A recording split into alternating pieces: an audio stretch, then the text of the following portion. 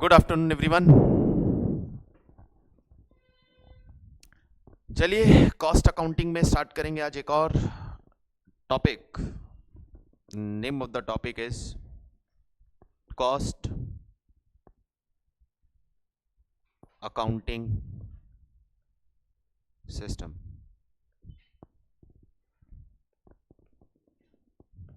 Cost accounting system मतलब अब हम यहाँ कॉस्टिंग में फाइनेंशियल की तरह डबल एंट्री सिस्टम फॉलो कर रहे हैं। कॉस्ट अकाउंटिंग सिस्टम यानी डबल एंट्री सिस्टम से कॉस्ट अकाउंट्स को मेंटेन करना। डबल एंट्री सिस्टम से कॉस्ट अकाउंट्स मेंटेन करना। अब जब डबल एंट्री सिस्टम से अकाउंटिंग हम कर रहे हैं तो कॉस्ट अकाउंटिंग सिस्टम में आपके पास दो सिस्टम हैं। One is non integrated and integrated.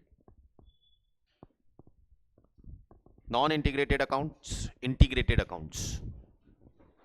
Non-integrated accounts, integrated accounts. Non-integrated accounts का मतलब ये हो गया कि जहां पे फाइनेंशियल अकाउंटिंग अपना काम कर रही है, फाइनेंशियल अकाउंटिंग अपना काम कर रही है, फाइनेंशियल अकाउंट्स बन रहे हैं और साथ में हम कॉस्ट अकाउंट्स भी बना रहे हैं, यानी दो parallel accounting system. One is financial accounting system, जैसा फाइनेंशियल अकाउंटिंग होता है वैसा हो रहा है, ट्रांजैक्शंस रिकॉर्ड हो रहे हैं, and parallelly we are managing cost accounting system also.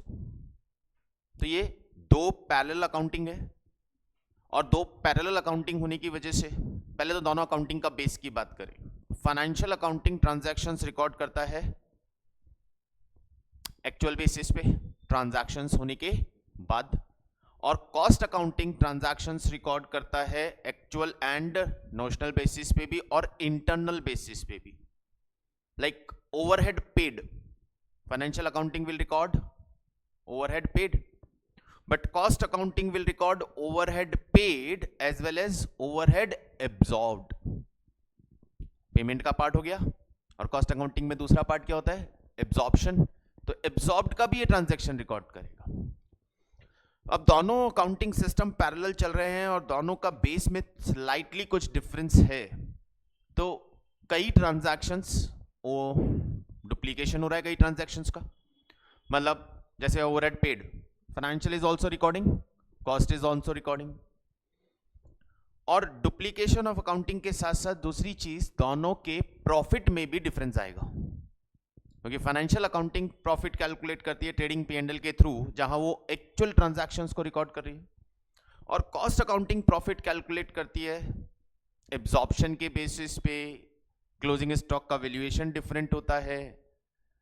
Cost accounting में एक्चुअल एक्सपेंसेस नहीं, एब्जॉर्ब्ड एक्सपेंसेस आते हैं, रिकवर्ड एक्सपेंसेस जिन्हें बोलते हैं। तो इन दोनों के प्रॉफिट में भी वेरिएशन आता है, और जब प्रॉफिट में वेरिएशन आता है तो इस केस में हमें बनाना पड़ता है रिकंसिलिएशन स्टेटमेंट। इस केस में हमें बनाना पड़ता है रिकंसिलिएशन स्टेटमेंट, जहां हम फाइनेंशियल से कैलकुलेटेड प्रॉफिट और कॉस्ट अकाउंटिंग से कैलकुलेटेड प्रॉफिट को रिकंसाइल करेंगे by showing the difference of the reasons of differences, just like BRS। दो प्रॉफिट्स हैं, वहां दो बैलेंस थे, बैलेंस के रीजंस हम ढूंढते थे और रिकंसाइल कर रहे थे। सेम यहां दो प्रॉफिट्स हैं, उन दोनों प्रॉफिट्स के रीजंस हम ढूंढेंगे और उन्हें रिकंसाइल करेंगे।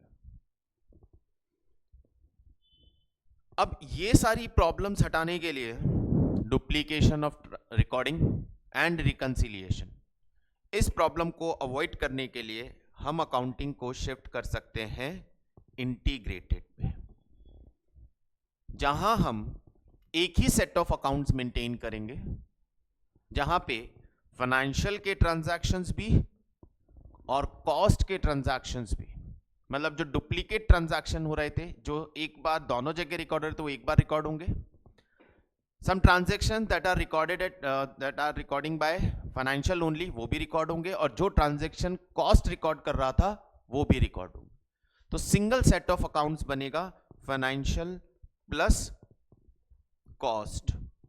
और जब single set of books maintain होंगी, सिंगल अकाउंटिंग सिस्टम मेंटेन होगा, तो फर्स्ट डुप्लीकेशंस अवॉइड हो जाएंगे, और सेकंड एक ही प्रॉफिट आएगा, then there will be no need of reconciliation. ये थ्योरी बेस समझ में आया? सर हम नॉर्मली क्या करते हैं? सर नॉर्मली हम नॉन इंटीग्रेटेड को फॉलो कर रहे होते हैं। फाइनेंशियल डिपार्टमेंट अपना ट्रांजैक्शन रिकॉर्ड करता है, कॉस्ट डिपार्टमेंट अपना अकाउंटिंग मैनेज करता है, दोनों अपना अपना प्रॉफिट निकालते हैं। फाइनेंशियल अकाउंटिंग प्रॉफिट बताता है ट्रेडिंग P&L से, कॉस्ट अकाउंटिंग प्रॉफिट बताता है या तो कॉस्ट शीट से या फिर कॉस्ट अकाउंटिंग सिस्टम से, और फिर इन दोनों प्रॉफिट्स को लाके रिकंसाइल किया जाता है। इस चैप्टर से क्वेश्चन आने के चांसेस बहुत ज़्यादा है, मतलब मान के चलिए definitely one question will be there, और सबसे ज़्यादा चांसेस रहते हैं कि वो क्वेश्चन आपको या तो रिकंसिलिएशन पे मिलेगा या कॉस्ट अकाउंटिंग सिस्टम पे मिलेगा, यानी कॉस्ट अकाउंटिंग एंट्रीज को रिकॉर्ड करना या फिर प्रॉफिट्स निकाल के उनका रिकंसिलिएशन परफॉर्म करना। आपके स्टडी मटेरियल में 2 डिफरेंट चैप्टर हैं, one is integrated non integrated accounting, और सेकंड चैप्टर है फिर रिकंसिलिएशन ऑफ प्रॉफिट्स। ठीक है, अब जब हम अकाउंटिंग की बात कर रहे हैं तो डेफिनेटली जर्नल एंट्रीज की बात हो रही होगी। तो यहाँ पे कॉस्ट अकाउंटिंग में जितने भी ट्रांजैक्शंस होंगे उन सारे ट्रांजैक्शंस की जर्नल एंट्रीज हमें बनानी है, और अकाउंटिंग सिस्टम पूरा लेजर के थ्रू परफॉर्म करना है। फाइनली कॉस्टिंग P&L बना के वहां से अपना प्रॉफिट कैलकुलेट करना है। Journal, ledger, P&L। ठीक है, अब जर्नल एंट्रीज तो बहुत सारी कुछ भी हो सकती हैं। मैं आपको एक फॉर्मेट दे रहा हूँ, फॉर्मेट इन द सेंस एक फ्लो चार्ट की फॉर्म में, एक डायग्राम की फॉर्म में हम इसकी सारी जर्नल एंट्रीज को बहुत इजीली अंडरस्टैंड कर लेंगे, बहुत इजीली। डायग्राम समझिएगा, आपको जर्नल एंट्रीज देखिए, एक तो नॉर्मल जर्नल एंट्रीज नहीं है क्योंकि ट्रांजैक्शंस कई हो भी रहे हैं और कई ट्रांजैक्शंस नहीं हो रहे हैं, सिर्फ इंटरनल ट्रांजैक्शंस हो रहे हैं, तो भी उनका जर्नल एंट्री बनाना है। तो इसको एक चार्ट फॉर्म में लेते हैं। पहले तो मुझे कॉस्टिंग का प्रॉफिट कैलकुलेट करने के लिए कॉस्ट शीट का एक प्रोसेस समझाइए, क्या क्या हो रहा होता है।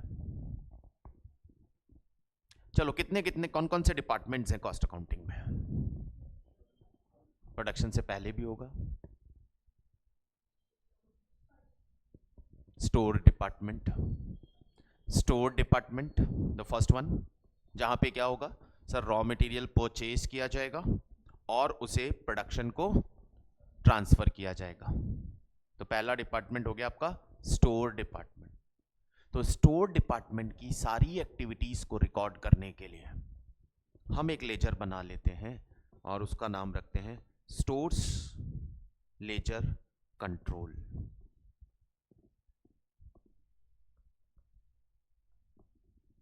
मैं शॉर्ट फॉर्म लिख रहा हूं, बाद में इसको आप नीचे डिटेल में लिखिएगा। तो पहला हमारा अकाउंट हो गया, पहला stores ledger control account, SLC, stores ledger control account. It is the first department. Okay, then production department. इससे पहले भी कुछ और डिपार्टमेंट्स भी आएंगे, जैसे HR, जो सारा वर्कर्स को मैनेज कर रहा है, वर्कर्स को वेजेस पेमेंट का काम कर रहा है और फिर उस वेजेस को प्रोडक्शन को चार्ज कर रहा है। ये वेजेस का काम हो गया पूरा, एक तरफ payment of wages and then charge to production. तो एक डिपार्टमेंट हो गया हमारे पास वेजेस कंट्रोल। फिर ऊपर से चलो, रॉ मटेरियल आ गया, स्टोर्स में वेजेस आ गई, वेजेस कंट्रोल में कौन से ओवरहेड? Manufacturing overhead. तो हमारे फैक्ट्री या प्रोडक्शन या मैन्युफैक्चरिंग ओवरहेड का एक डिपार्टमेंट हो गया जो सारे फैक्ट्री या मैन्युफैक्चरिंग ओवरहेड्स का पेमेंट कर रहा है और फिर प्रोडक्शन पे चार्ज कर रहा है। तो एक डिपार्टमेंट हम ले लेते हैं production overhead ledger control. Production overhead ledger control. Then overhead में नेक्स्ट आ गया आपका मैन्युफैक्चरिंग ओवरहेड बोल दूं या प्रोडक्शन ओवरहेड। फिर एडमिनिस्ट्रेटिव ओवरहेड्स आएंगे। तो एक और डिपार्टमेंट हमारे पास बन गया administrative overhead ledger control.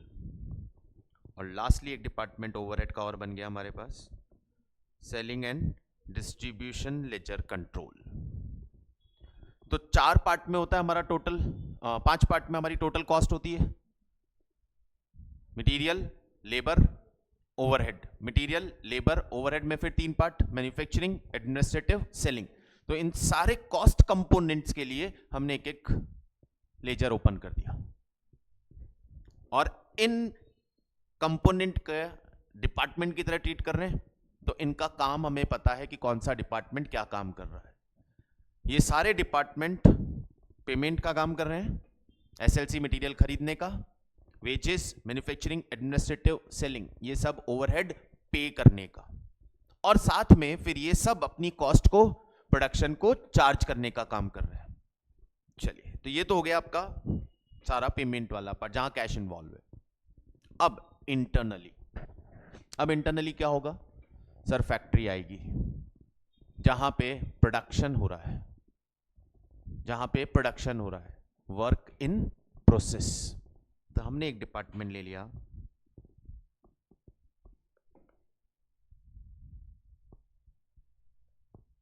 WIP ledger control. ये सारा कंट्रोल अकाउंटिंग है। कंट्रोल अकाउंटिंग का मतलब जहां पे डेबिट क्रेडिट ट्रांजैक्शंस को रिकॉर्ड करने के लिए एक्चुअल ट्रांजैक्शंस नहीं होते, तो वहां पे कंट्रोल अकाउंट बनाया जाता है in order to complete the journal entry debit और क्रेडिट के लिए। तो ये WIP आ गया जहां पे क्या काम हो रहा है? प्रोडक्शन का काम हो रहा है। उसके बाद फिनिश गुड्स। फिर हमारे पास एक डिपार्टमेंट आ गया फिनिश गुड्स लेजर कंट्रोल, जहां पे प्रोडक्शन कंप्लीट होने के बाद WIP से फिनिश गुड्स ट्रांसफर होके जाएंगी। ये एक तरह से हमारा स्टोर रूम हो गया। उसके बाद जब भी सेल करना होगा तो यहां से उठा के गुड्स को हम वेयरहाउस को, शोरूम को ट्रांसफर करेंगे जहां पे वो सेल का काम करेगा। तो हमारे पास आ गया एक और account, cost of sales ledger control. यहां सारा हम सेल्स परफॉर्म करेंगे। बात समझ में आया? और फिर फाइनली हमारे पास आएगा एक कॉस्टिंग P&L, जहां सारे इनकम और लॉसेस को रिकॉर्ड किया जाएगा। और ये सारे ट्रांजैक्शंस को रिकॉर्ड करने के लिए, एक डबल एंट्री परफॉर्म करने के लिए हमें एक कंट्रोल अकाउंट की जरूरत पड़ेगी, क्योंकि यहां पे कोई भी फाइनेंशियल ट्रांजैक्शन रिकॉर्ड नहीं हो रहा है। Neither we are recording bank और डेटर और क्रेडिटर। कॉस्टिंग में कहां बात होती है? बैंक की, डेटर की, क्रेडिटर की। तो उनकी जगह कौन आएगा? उनकी डबल एंट्री कैसे पूरी करेंगे? क्रेडिट में रॉ मटेरियल खरीदा, what will be the journal entry? Purchase account debit to creditor, but creditor का तो अकाउंट ही नहीं है हमारे पास कॉस्टिंग में। तो ऐसे सारे फाइनेंशियल ट्रांजैक्शंस, फाइनेंशियल पार्ट को जर्नल एंट्री में कंप्लीट करने के लिए एक कंट्रोल अकाउंट यूज किया जाता है, जिसे हम कॉस्ट लेजर कंट्रोल बोलते हैं, या उसे जर्नल लेजर एडजस्टमेंट अकाउंट बोलते हैं। कॉस्ट लेजर कंट्रोल या जर्नल लेजर एडजस्टमेंट, मैं उसको नाम दे देता हूं CLC, कॉस्ट लेजर कंट्रोल, और उसको इधर भी रख लेते हैं, जरूरत पड़ेगी। ये हो गए हमारे वो टोटल लेजर अकाउंट्स जो हमें कॉस्ट अकाउंटिंग सिस्टम में ओपन करने हैं। ये सारे अकाउंट्स खुलेंगे। ये सारे लेजर अकाउंट्स ओपन होंगे जिनके बीच में डबल एंट्री के थ्रू ट्रांजैक्शंस रिकॉर्ड होंगे। पहले तो अकाउंट्स क्लियर है। अकाउंट्स कौन कौन से ओपन होंगे ये हमने एक ऑर्डर में समझ लिया। All the component of cost, material, SLC, wages, wages control, manufacturing overhead ledger control, administrative के लिए administrative ledger control, selling and distribution ledger control, फिर प्रोडक्शन के लिए WIP, फिनिश गुड्स के लिए finish goods, cost of sales P&L और CLC। All good. चलिए पहले तो ये हमारा ओवरऑल स्ट्रक्चर रेडी है। अब हम यहाँ पे मूवमेंट की बात शुरू करते हैं, यानी ट्रांजैक्शंस को रिकॉर्ड करना शुरू करते हैं। सबसे पहला काम क्या करोगे? सबसे पहले मटेरियल परचेज करोगे। चलिए रॉ मटेरियल परचेज करने चलते हैं। What will be the general entry of purchasing raw material? Purchase account debit to cash या purchases account debit to creditor. Purchases के लिए यहां कौन सा अकाउंट है? SLC। और बैंक और क्रेडिटर के लिए कौन सा अकाउंट है?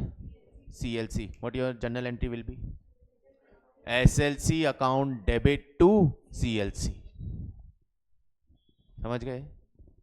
SLC account debit to CLC, ये हो गया purchase of raw material. SLC account debit to CLC। अब हम वेजेस का पेमेंट करते हैं। वेजेस पेमेंट की general entry, wages to bank. Wages के लिए कौन सा अकाउंट है? Wages control. बैंक की जगह कौन सा अकाउंट है? CLC। General entry will be wages control account debit to CLC।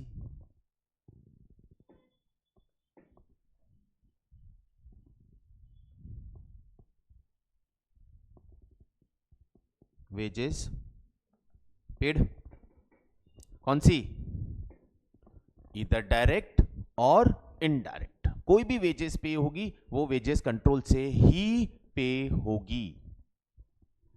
फिर manufacturing overhead payment, administrative overhead का payment, selling and distribution overhead का payment. Entry overhead control account debit to CLC।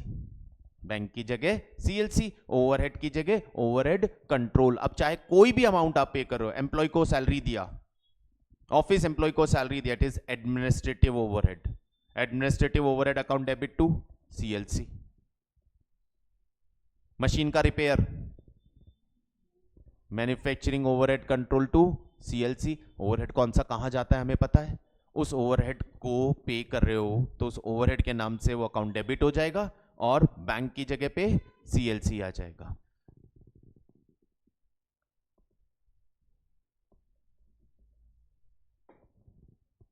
ये हो गए सारे पेमेंट्स।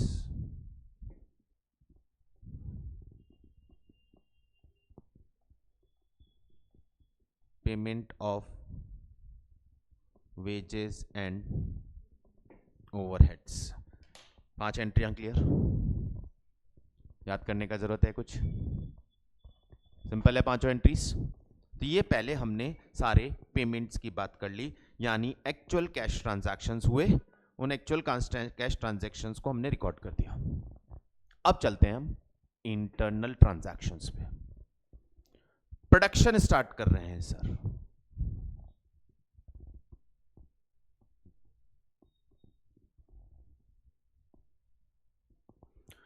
प्रोडक्शन स्टार्ट कर रहे हैं। प्रोडक्शन को स्टार्ट करने के लिए क्या चाहिएगा? प्रोडक्शन कैरी आउट करने के लिए क्या चाहिएगा?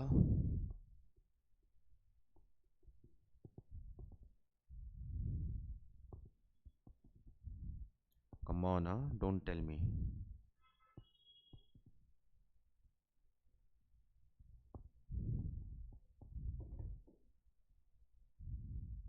क्या डेट है आज?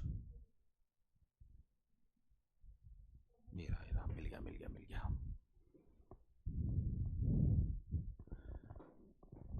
उससे पहले एक काम, हमने वेजेस पे की, सारी वेजेस पे की, सारी वेजेस पे करके कहां ले आए? किसमें? वेजेस कंट्रोल में। अब इस वेजेस का क्या करेंगे सर, प्रोडक्शन को चार्ज करेंगे। वेजेस दो तरह की होती है, direct and indirect. Indirect wages किसका पार्ट है? इनडायरेक्ट वेजेस किसका पार्ट है? डायरेक्ट वेजेस प्राइम कॉस्ट का है। इनडायरेक्ट वेजेस किसका पार्ट है? इनडायरेक्ट वेजेस कहां जाएगी? वाओ, क्या बात कर रहे हो, कॉस्ट शीट ही भूल गए तो फिर तो कैसे ही काम चलेगा। कॉस्ट अकाउंटिंग का लेक्चर नंबर 1।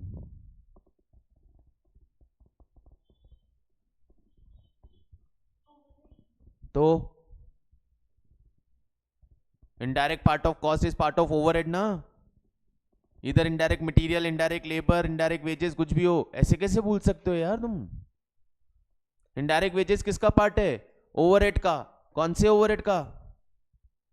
मैन्युफैक्चरिंग ओवरहेड का। तो इनडायरेक्ट वेजेस को वेजेस कंट्रोल से मैन्युफैक्चरिंग ओवरहेड में ट्रांसफर कर दो। Transfer of indirect wages, entry कहां जा रही है? कहां से जा रही है? वेजेस से। जहां जाती है वो डेबिट और जहां से जा रही है वो क्रेडिट। बस एरो का साइन याद रख लो। Manufacturing overhead account debit to wages control.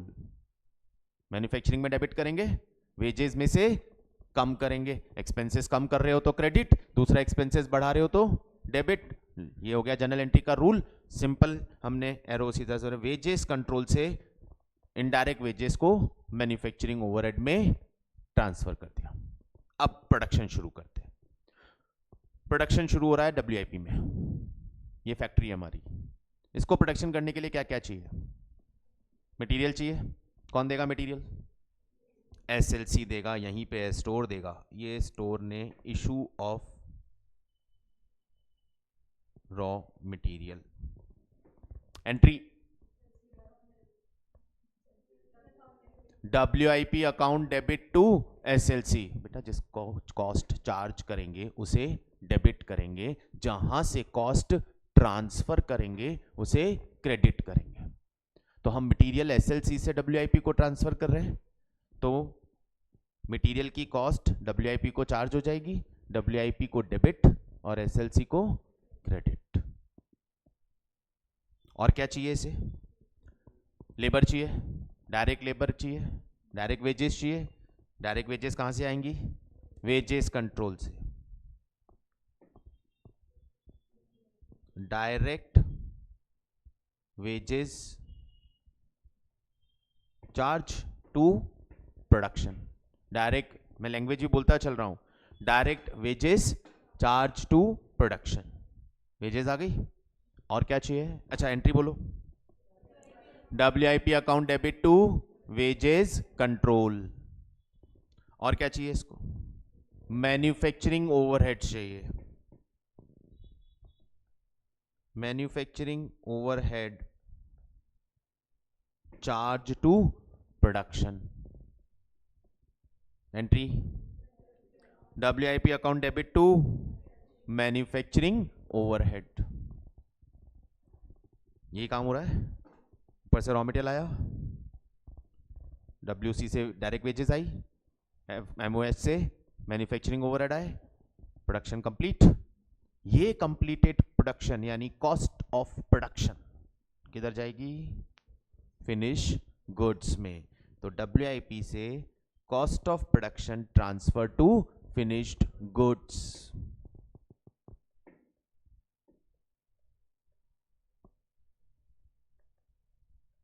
Cost of production transfer हो गई। एंट्री बोलो। Finish goods account debit to WIP. Entry समझ में आ रहा है ना? प्रोसेस ध्यान रख लेना बस, जो मैं बोलता चल रहा हूं। ऑर्डर बाय ऑर्डर ट्रांजैक्शन अपने आप रिकॉर्ड हो जाएंगे सारे। ओके, अब फिनिश गुड्स क्या करते हैं? कॉस्ट ऑफ प्रोडक्शन के बाद एडमिनिस्ट्रेटिव ओवरहेड चार्ज करते हैं। एडमिनिस्ट्रेटिव ओवरहेड, ये administrative overhead charge. Entry finish goods account debit to administrative overheads, ये एडमिनिस्ट्रेटिव ओवरहेड चार्ज हो गए। अब क्या होगा सर, अब फिनिश गुड्स माल बेचने के लिए कॉस्ट को कॉस्ट ऑफ सेल्स में ट्रांसफर कर देगा, transfer of cost of sale, ये कॉस्ट ऑफ सेल तो ट्रांसफर हो गई। अभी selling and distribution overhead charge होंगे, ये selling and distribution overhead charge हुए। Entry cost of sales account debit to selling and distribution overhead. अब क्या होगा, अब सेल होगी, हो गया ना सब कुछ, पूरी कॉस्ट शीट चल रही है, बस पूरा फॉर्मेट वही चल रहा है। अब सेल होगी,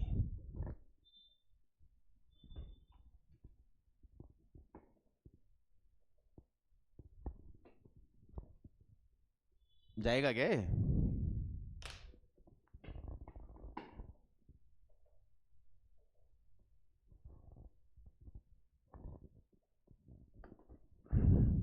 अब सेल होगी, सेल की एंट्री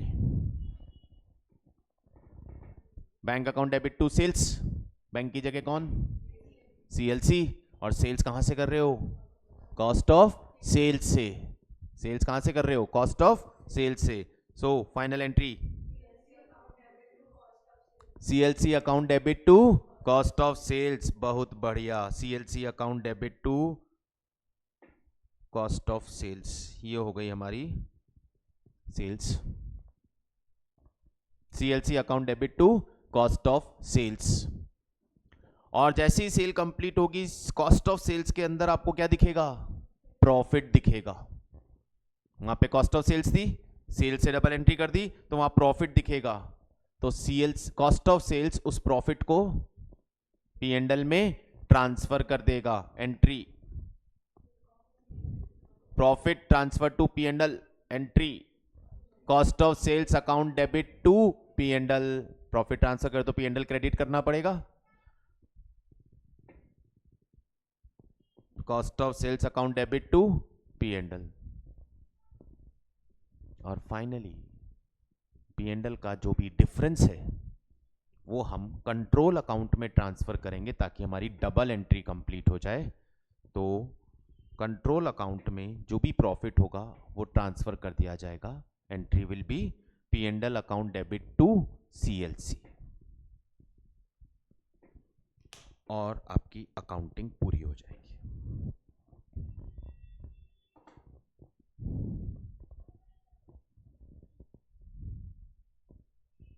ये नॉर्मल अकाउंटिंग प्रोसीजर है, मतलब ऑल सच ट्रांजैक्शन तो 100% विल बी देयर, ये सारे ट्रांजैक्शन होंगे ही होंगे क्योंकि ये प्रोसेस तो पूरा करना ही पड़ेगा।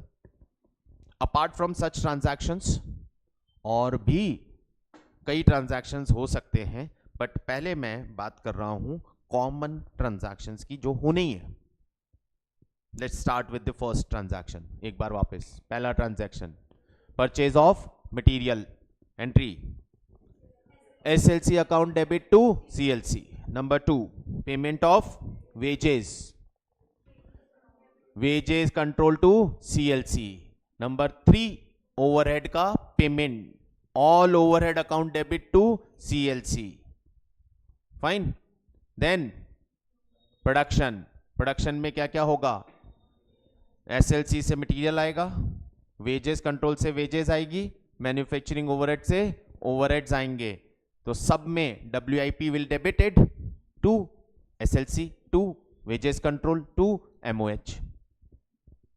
फिर WIP की इस कॉस्ट ऑफ प्रोडक्शन को ट्रांसफर कर देंगे फिनिश गुड्स में, entry finish goods to WIP। Administrative overhead charge to production, finish goods to administrative overhead. Then finish goods की total cost of goods sold को ट्रांसफर कर देंगे कॉस्ट ऑफ सेल्स में, entry cost of sales account debit to finish goods. फिर selling overhead charge to cost of sales, then sales transfer of profit to P&L, and then final P&L amount transfer to CLC. That's all. Process clear? ये हुए आपके सारे normal transactions. अब मैं लेता हूं कुछ डिफरेंट ट्रांजैक्शंस. जैसे परचेज ऑफ मटेरियल हो गया, return of material to supplier, material return to supplier. मैं ये ट्रांजैक्शन मैंने एक भी एंट्री नहीं बनाया है, इनका मैं कोई एंट्री नहीं बना रहा हूं. एंट्री सारी समझ में आ गई ना? मैं कोई भी एंट्री नहीं लिख रहा हूं, मैं लिखूंगा सिर्फ अब वो एंट्रीज जो इस चार्ट में नहीं है. Return of material to supplier, वो भी लिखने की जरूरत नहीं है. Return of material to supplier entry बोलो, नॉर्मल एंट्री बोलो. Return of material to supplier. Creditor to purchases, हमारे यहां पे क्या होगा सर? जो परचेज की एंट्री है उसका reverse, CLC to SLC.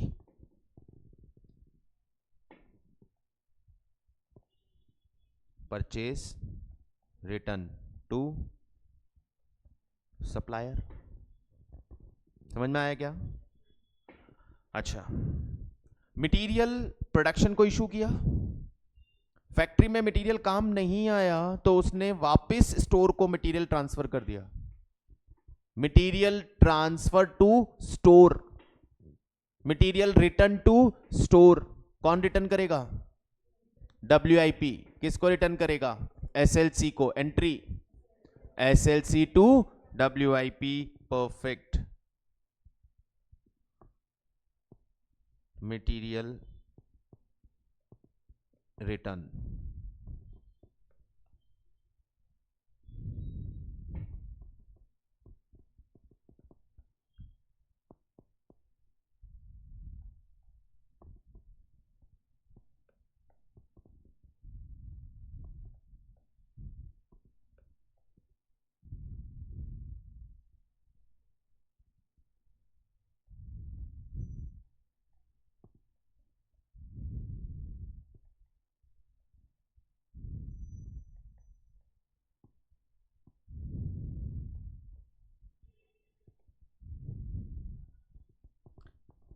Sixteen तो कॉमन एंट्रीज है हमारी. इसके बाद आया एंट्री नंबर 17 और एंट्री नंबर 18. ये भी क्लियर है दोनों? Material return to store and material return to supplier, reverse entry. Okay, अब कुछ और है? यस, प्रोडक्शन कर रहे हो, यदि स्टोर रूम से मटेरियल ऑफिस को भेजा हो तो, शोरूम को भेजा हो तो, होता है ना indirect material. Material used in office, material used in showroom. Material used in office का मतलब part of administrative overhead. Material used in showroom part of selling overhead. Material used for repair of machine, part of manufacturing overhead. तो material can be used for any other purpose also. तो जिस भी purpose के लिए material use कर रहे हो उन सब के अकाउंट डेबिट, और मटेरियल जाएगा कहां से?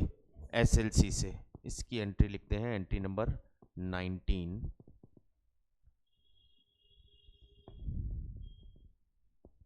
Material transfer to other department. कहां कहां ट्रांसफर हो सकता है? Manufacturing overhead, administrative overhead, selling and distribution overhead, या कोई स्पेसिफिक जॉब. रूटीन प्रोडक्शन नहीं हो रहा है, कोई स्पेसिफिक जॉब पे प्रोडक्शन हो रहा है. To SLC.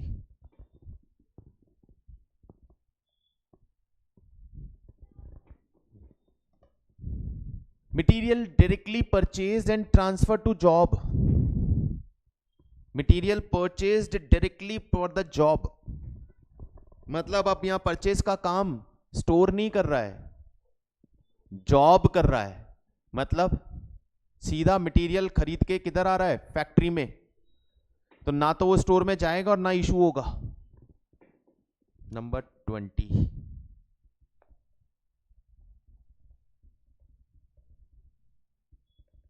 Material directly purchase for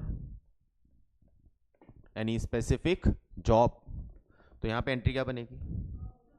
correct, job या WIP account debit to CLC। सीधा उनके लिए खरीद लिया सर हमने। क्लियर है? Okay.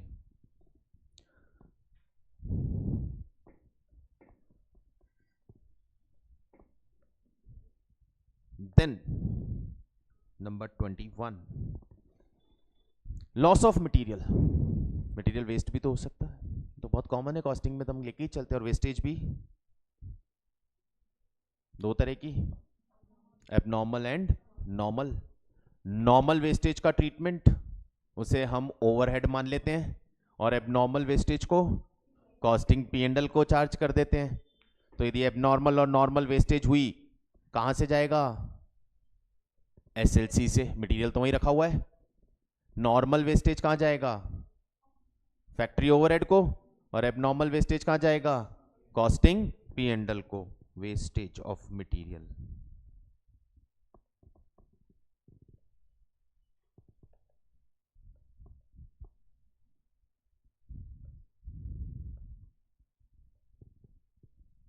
Manufacturing overhead debit, costing P&L debit to SLC। ये कौन सी वेस्टेज? Normal loss. और ये हो गया आपका एबनॉर्मल लॉस। इसी तरह wastage of labour, that is idealness, ideal time. मतलब वर्कर को वेजेस तो हमने पे कर दिया, लेकिन वर्कर ने प्रोडक्शन नहीं किया, तो हमारी वो कॉस्ट, लेबर कॉस्ट प्रोडक्शन को चार्ज नहीं हुई। वही आइडियल टाइम दो तरह के, नॉर्मल एंड एबनॉर्मल। कहां पड़े हैं ये लॉस? वेजेस कंट्रोल में, वहीं पे किए वेजेस, तो ये लॉस पड़े हैं वेजेस कंट्रोल में। नॉर्मल आइडियल टाइम किधर? Production overhead. Abnormal ideal time किधर? Costing P&L। ट्रांसफर कर देंगे आइडियल टाइम को। Manufacturing overhead debit, costing P&L debit to wages control. It is normal ideal time, ये एबनॉर्मल आइडियल टाइम। समझ में आया क्या?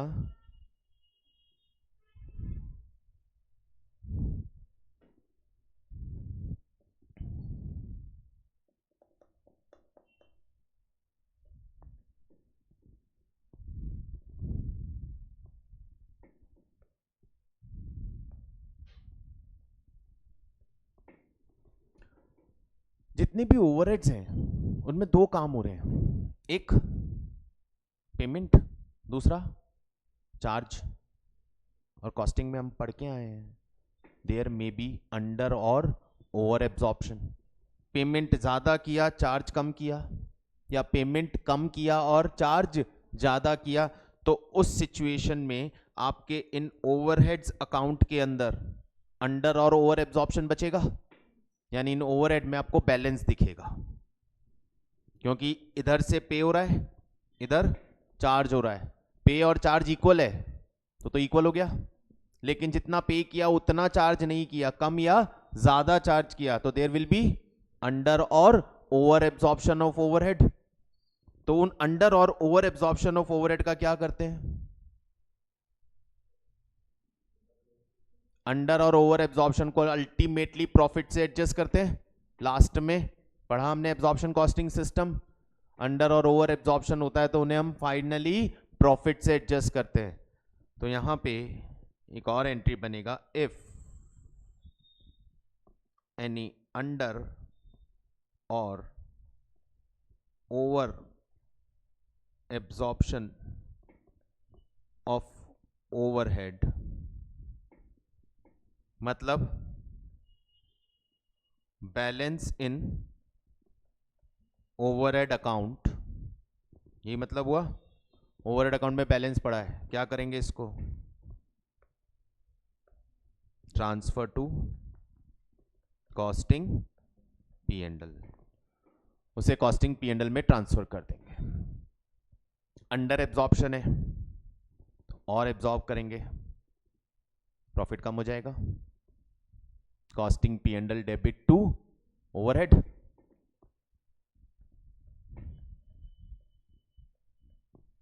या फिर overhead debit to costing P and L. ये किसके लिए, अंडर, और ये हो गया ओवर। क्लियर? मैंने 23 ट्रांजैक्शंस आपको यहां बताए हैं that are very common transactions in any one question. ठीक है, क्वेश्चन दो तरह से मिलता है हमें, एक जर्नल एंट्री के लिए या दूसरा लेजर बनाने के लिए। कॉमन फॉर्म है लेजर वाला, कि जनरली आपको लेजर बनाने को आता है। अब यहां पे एक चीज समझें, ये जितने भी आपके कंट्रोल अकाउंट्स हैं, स्टॉक रिलेटेड कंट्रोल अकाउंट्स, ये जितने भी आपके स्टॉक रिलेटेड कंट्रोल अकाउंट्स हैं, यहां पे ये सब आपके लिए क्या है, असेट्स। एसएलसी में stock of raw material, WIP में stock of WIP, finish goods में stock of finish goods in general, और कॉस्ट ऑफ सेल्स में स्टॉक ऑफ मटेरियल। लेकिन कॉस्ट ऑफ सेल्स में जनरली स्टॉक बचेगा नहीं, क्योंकि वो बिक चुका होगा, डिफरेंस और बेचने के लिए तो भेज रहे हैं कॉस्ट ऑफ सेल्स में। तो मेनली आपको 3 अकाउंट्स के अंदर बैलेंस दिखेगा। रॉ मटेरियल का स्टॉक हो सकता है, मतलब ये तीनों आपके असेट्स हैं। डेफिनेटली इन सब अकाउंट में डेबिट बैलेंस होगा, इन सब लेजर में डेबिट बैलेंस होगा। और ये हमारा कंट्रोल अकाउंट है, ये कंट्रोल अकाउंट इनके डेबिट बैलेंस को क्रेडिट बैलेंस के साथ कंट्रोल करेगा, and that will be your ledger. मतलब एसएलसी, डब्ल्यूआईपी, फिनिश गुड्स, ये सब डेबिट बैलेंस के साथ होंगे। इनमें ओपनिंग बैलेंस भी होगा एंड क्लोजिंग बैलेंस भी होगा, या हो सकता है, जरूरी नहीं है हो, बट हो सकता है। इसी तरह ये जो ओवरहेड्स अकाउंट हैं, इनमें भी बैलेंस हो सकता है, और उसका रीजन हो सकता है कि हमने ओवरहेड अनफिनिश्ड जॉब को चार्ज कर दिया। Overhead paid for unfinished job, अब जॉब फिनिश नहीं हुआ तो चार्ज नहीं, तो वहां बैलेंस हो सकता है। तो इसका डेबिट बैलेंस भी हो सकता है और क्रेडिट बैलेंस भी। तो जो भी बैलेंस यदि दे के आया है, यदि ओवरहेड का बैलेंस कैरी होके आया है आपके पास ट्रायल बैलेंस में, तो आपको भी लास्ट में वापस बैलेंस ही निकाल देना है। और ओवरहेड का कोई बैलेंस कैरी होके नहीं आया है, तो आपको ओवरहेड का डिफरेंस पी एंड एल में ट्रांसफर कर देना। ठीक है? If opening balance of overhead is given, then difference of overhead account will be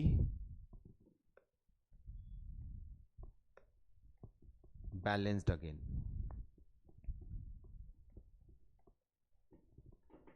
balance आया तो बैलेंस बीडी है, तो आप नीचे बैलेंस सीडी निकाल दीजिए, आप उसे पी एंड एल में ट्रांसफर नहीं करेंगे। ठीक है? अब यहां तक ये बात सारी समझ में आ गई। This chart is very much important, इससे आपका सारा काम कंप्लीट हो जाता है। मतलब 18 एंट्रीज तो हमने चार्ट में देख ली, और कुछ एंट्रीज मैंने अलग से आपको बताई। एक एंट्री और आएगी, सेल्स रिटर्न भी तो हो सकता है, सेल्स रिटर्न भी तो हो सकता है। What will be the entry of sales return? Sales return account debit to debtor, instead of debtor CLC, और सेल्स रिटर्न की जगह सीओएस नहीं होगा। रिटर्न होके शोरूम में नहीं आता, रिटर्न होके सीधा गोडाउन में पहुंच जाता है तो फिनिश गुड्स। ठीक है, एंट्री बाद में लिखेंगे, अभी हम सारे लेजर बनाएंगे। ठीक है, एक एक लेजर समझना। First laser,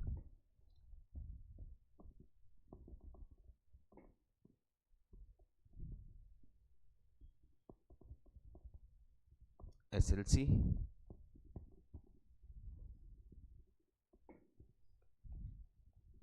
wages control,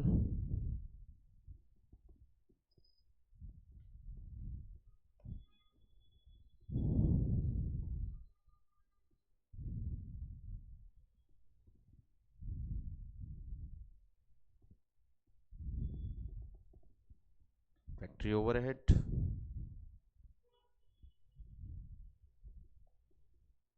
administrative overhead, WIP, finished goods, cost of sales,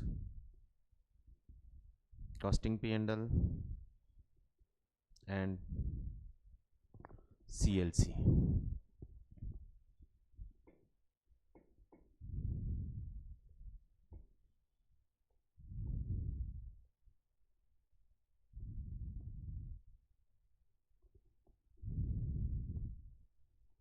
जितने भी ट्रांजैक्शंस हमने रिकॉर्ड किए, मैं उन सब के अब आपको लेजर फॉर्मेट बता रहा हूँ वापस। लेजर हम बनाएंगे हमेशा जर्नल एंट्री से, ठीक है ना। कभी भी डायरेक्ट लेजर मत बनाना, वरना फंस जाओगे, कहीं ना कहीं गड़बड़ कर ही बैठोगे। CLC, P&L, COS, finish goods, WIP, selling and distribution. ये कम पड़ गया? यही मजाक कर रहा है यार, कम कैसे कर दिया तुमने? सेलिंग नहीं बनाया था मैंने, कोई बात नहीं, अभी बना देंगे selling. Wages control, MOH, AOH, selling and distribution. Selling बेचारा छोटा सा ही, काम ही नहीं आता।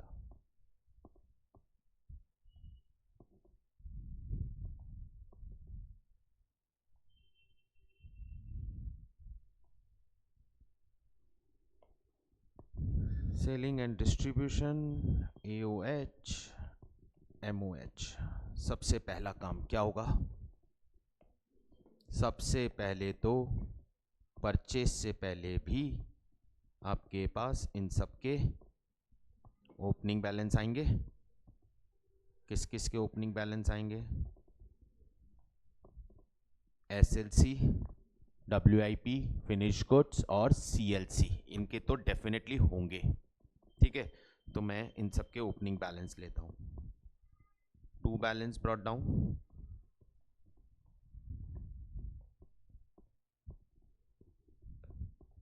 एक एक लेजर से चलते हैं। SLC ओपनिंग बैलेंस आया, फिर क्या क्या होने वाला है SLC में?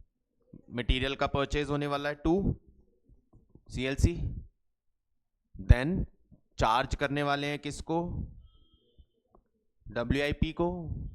रिटर्न करते हैं तो CLC, ओवरहेड को चार्ज करते हैं तो ओवरहेड में जाएगा। एबनॉर्मल लॉस, और यहां पे आ गया आपका, ये मैंने नॉर्मल लॉस ले लिया, ये मैंने एबनॉर्मल लॉस ले लिया, और फिर आपका हो गया फाइनली बैलेंस CD। WIP से रिटर्न होके आया तो 2 WIP। बोलो CLC के बारे में क्या ख्याल है?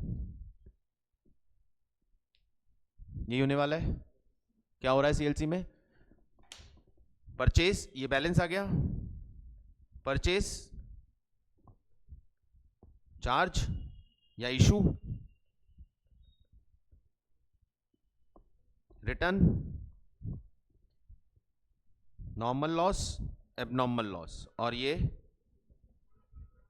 रिटर्न। अब ये सारे अकाउंट्स के अलावा SLC में और कुछ मिलेगा नहीं। अब इनमें प्रायोरिटी, जरूरी तो नहीं क्वेश्चन में सारी इंफॉर्मेशन हो, बैलेंस मिसिंग होगा ना कुछ। यदि आप ट्रायल बैलेंस से स्टार्ट कर रहे हो तो ये तो मिलेगा। अब यदि डेबिट साइड पे आपका कुछ भी मिसिंग है तो वो क्या होगा, तो वो ओपनिंग बैलेंस मिसिंग हो सकता है। Purchase return, opening balance given आएगा। डेबिट साइड पे कुछ भी मिसिंग हुआ तो वो परचेज ही होगा।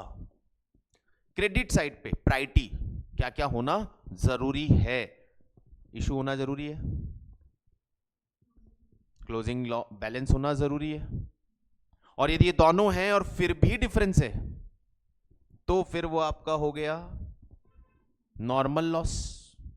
ये प्रायोरिटी लिख रहा हूं।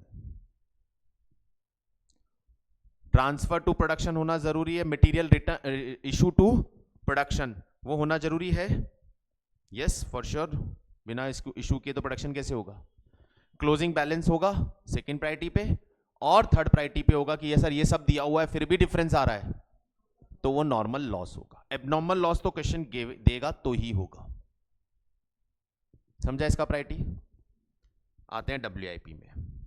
WIP के लेजर में क्या होगा सर, ओपनिंग बैलेंस आया SLC से, अच्छा ये तो वेजेस कंट्रोल है, सॉरी इसमें तो ओपनिंग बैलेंस भी नहीं होगा।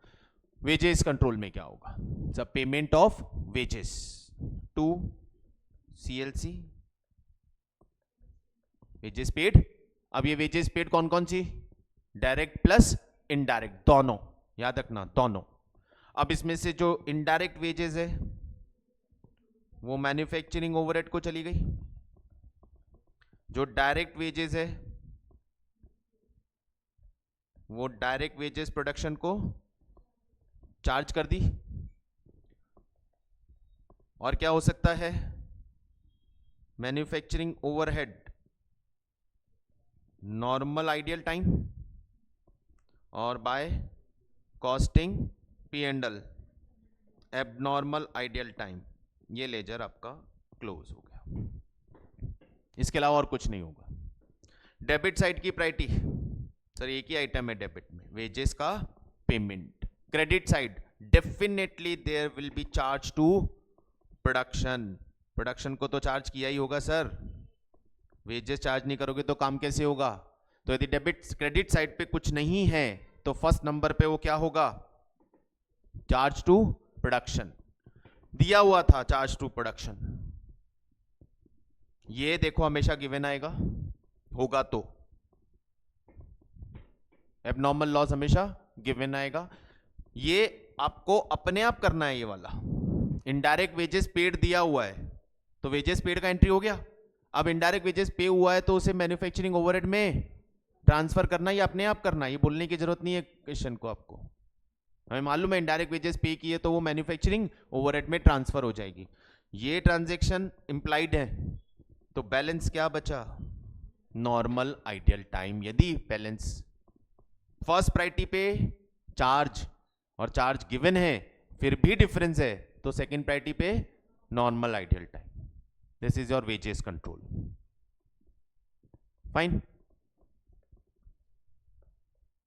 MOH payment to wages control, ऊपर से क्या आएगी, इनडायरेक्ट वेजेस आएगी ना ट्रांसफर होके। हो सकता है SLC से मटेरियल इशू होके आया हो, नॉर्मल लॉस ट्रांसफर होके आया हो, वेजेस से नॉर्मल लॉस ट्रांसफर होके आया हो, ये सब इधर आ गया by WIP charge to production भी आएगा, बिल्कुल आएगा। इनडायरेक्ट वेजेस भी आएगी, नॉर्मल आइडियल टाइम भी आएगा। वेजेस कंट्रोल से लिख देता हूं, wages control normal ideal time. SLC से क्या आ रहा है यहाँ पे, नॉर्मल लॉस इशू भी आएगा। अब इसका जो भी डिफरेंस है, यदि इसमें डिफरेंस बचता है तो वो बैलेंस किधर ट्रांसफर कर देंगे हम, कॉस्टिंग P&L। नंबर देख लो, पेमेंट होना जरूरी है, चार्ज होना जरूरी है। इन दो के अलावा ये कुछ भी होगा तो वो तो डबल एंट्री से आएगा। डेबिट में पेमेंट, क्रेडिट में चार्ज, कहीं भी डिफरेंस है that will be transfer to costing P and L. Balance transfer to costing P and L.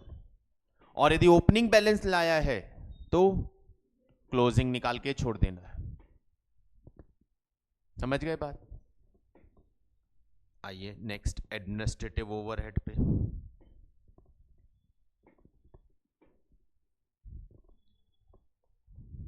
Paid by finish goods, charged, और कुछ नहीं। इसमें भी वही सेम चीज, balance transfer to costing P and L account, और कुछ आएगा ही नहीं इस लेजर में। मतलब ये दो होने चाहिए, इधर पेड होना चाहिए, उधर चार्ज होना जरूरी है। ये प्रायोरिटी वाली चीज है, इधर इधर ये होना ही चाहिए।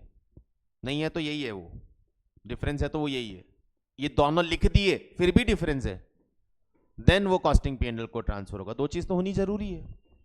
Similarly in selling and distribution overhead क्या दो चीज होनी जरूरी है? 2 CLC पेड और बाय COS चार्ज्ड, और same balance will be transfer to costing P and L.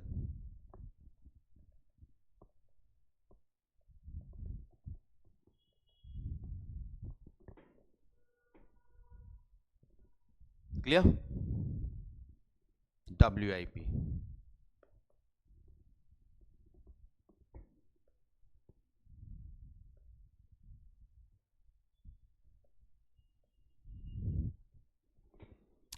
Balance BD। अब SLC से आया मटेरियल, WC से आई वेजेस, MOH से आया मैन्युफैक्चरिंग ओवरहेड। प्रोडक्शन हुआ कंप्लीट। पॉसिबल है कि हम SLC को रिटर्न कर दें, मटेरियल रिटर्न कर दें, खत्म, प्रोडक्शन हो गया तो ट्रांसफर हो जाएगा फिनिश गुड्स को। COP cost of production transfer to finish goods. और जो ट्रांसफर कंप्लीट नहीं हुआ वो बच गया आपका बैलेंस CD।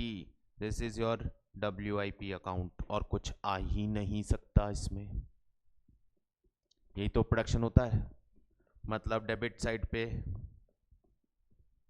क्या चारों जरूरी है, चारों जरूरी है।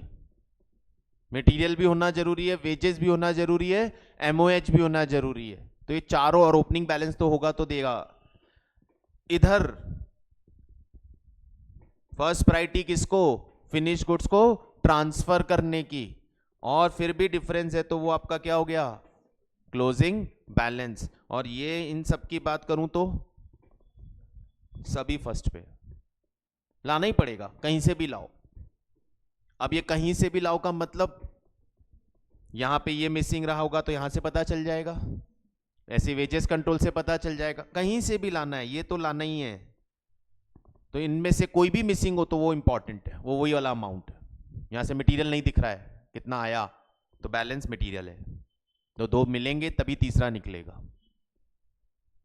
फाइन।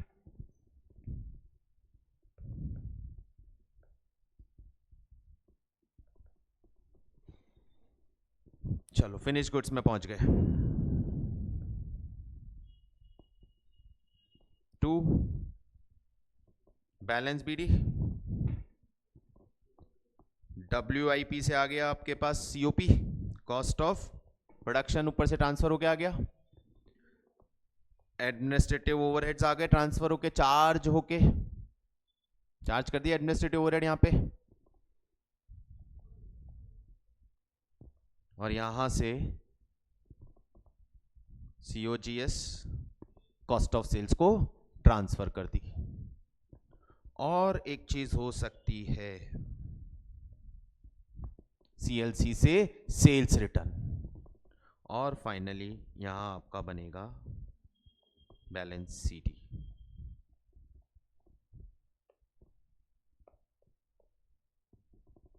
प्रायोरिटी इधर 1 एंड 2। सीओजीएस को तो जाना ही चाहिए ना, और सीओजीएस को जाने के बाद भी डिफरेंस आ रहा है तो बैलेंस है। इधर ऊपर से आएगा ही, ऑब्वियसली आएगा, ट्रांसफर होके तो आना ही पड़ेगा, डब्ल्यूआईपी से ट्रांसफर तो आना ही पड़ेगा। हो सकता है यहां से पता चले बैलेंसिंग फिगर से कि डब्ल्यूआईपी ने इसको ट्रांसफर कितना किया। मिसिंग वैल्यूज के क्वेश्चंस भी आ सकते हैं, जहाँ लेजर बने हुए हैं और कुछ अमाउंट गायब है, तो कौन सी चीज प्रायोरिटी पे है तब वो वहां पे आपके काम आएगी कि हाँ यहां से ये निकल रहा है। ये तो क्वेश्चन दिया होगा तो ही होगा, ये भी दिया होगा AOH नंबर 2 पे। फाइन, क्लियर है। Cost of sales,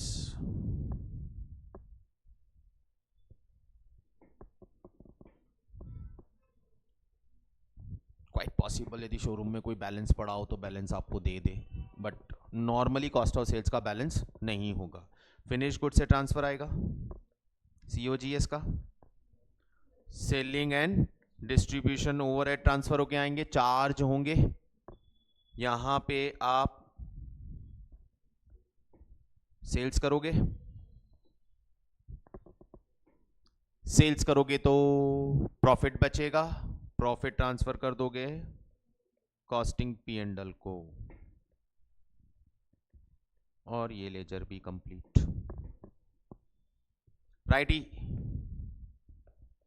obviously sales तो गिवन होगी, नहीं होगी तो मान के चलेंगे कॉस्ट पे बेच दिया,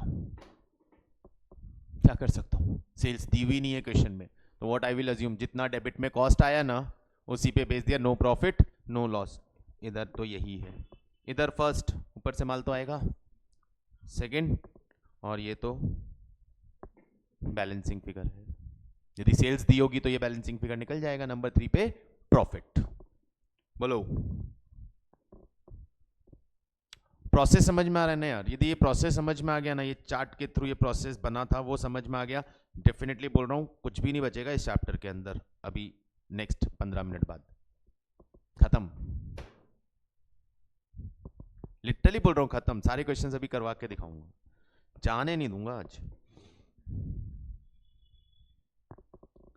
कॉस्टिंग P&L, बोलो P&L में क्या क्या सर, एक तो ये COS से प्रॉफिट आया ना, और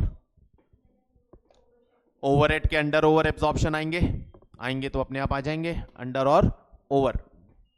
abnormal loss to SLC to wages control, वहां से एबनॉर्मल लॉस आएंगे, और under over absorption, under absorb इधर टू ओवरहेड ओवर एब्जॉर्प्शन, और अब फाइनली इसका जो बैलेंस बचा वो हम CLC को ट्रांसफर कर देंगे। ये बैलेंसिंग फिगर यही होगा इसका, और कुछ नहीं होगा।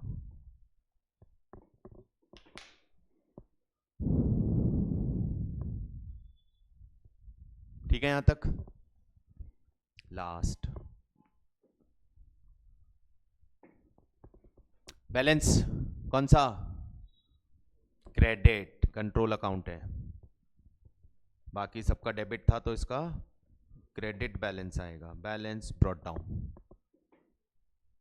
वेजेस पेड, एंट्री बोलो, वेजेस टू CLC तो by SLC, by wages, by MOH, by AOH, by S&D, ये सारे पेमेंट हो गए।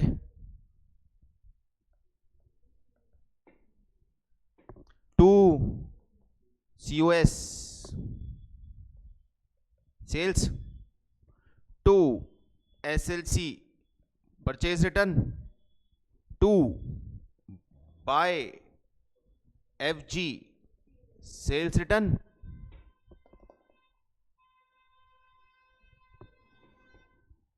इधर ये P&L से प्रॉफिट आया था बाय कॉस्टिंग P&L, और फाइनली टू बैलेंस CD, ये आपका बन गया CLC।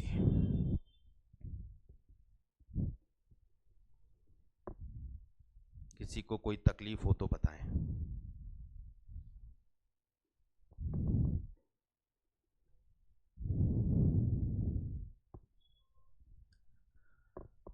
इंटीग्रेटेड नॉन इंटीग्रेटेड का 95% कॉन्सेप्ट खत्म। कितना परसेंट? 95%। इंटीग्रेटेड नॉन इंटीग्रेटेड में डिफरेंस क्या था? फाइनेंशियल ट्रांजैक्शंस यहां रिकॉर्ड नहीं हो रहे थे, और कैश, क्रेडिट, डेटर, बैंक, इन सब की जगह CLC यूज हो रहा था। मैं इंटीग्रेटेड में आ जाता हूं, तो आप CLC भूल जाओ, CLC उड़ा दो। CLC उड़ाने का मतलब कैश की जगह कैश, बैंक की जगह बैंक, डेटर की जगह डेटर, क्रेडिटर की जगह क्रेडिटर, और साथ में फाइनेंशियल ट्रांजैक्शंस को भी रिकॉर्ड करने की जनरल एंट्री बना दो। Payment of interest, interest to bank, जो कि कॉस्टिंग में तो नहीं बनाया, अभी बना देंगे। इंटीग्रेटेड खत्म, और कुछ डिफरेंस ही नहीं है। मतलब कौन गायब हो गया? CLC गायब हो गया। अब CLC गायब हो गया तो P&L का ये प्रॉफिट किधर जाएगा? मेन P&L को। कॉस्टिंग P&L से प्रॉफिट, अब ये P&L हो गया, कॉस्टिंग P&L नहीं है, यही फाइनल प्रॉफिट है हमारा, जो बैलेंस निकल जाएगा, बैलेंस शीट में चला जाएगा, CLC में नहीं जाएगा अब। और जहां भी ऊपर CLC आया था उन सब की जगह कैश, बैंक, डेटर, क्रेडिटर, यही तो चार चीज के लिए यूज किया था हमने CLC। ये इंटीग्रेटेड है, ठीक है। कितना परसेंट? 98%। खत्म हो गया चैप्टर। 2% क्वेश्चंस के बाद करूंगा। यहां तक एक बार फटाफट ओवरव्यू देख लीजिए इसका पूरा।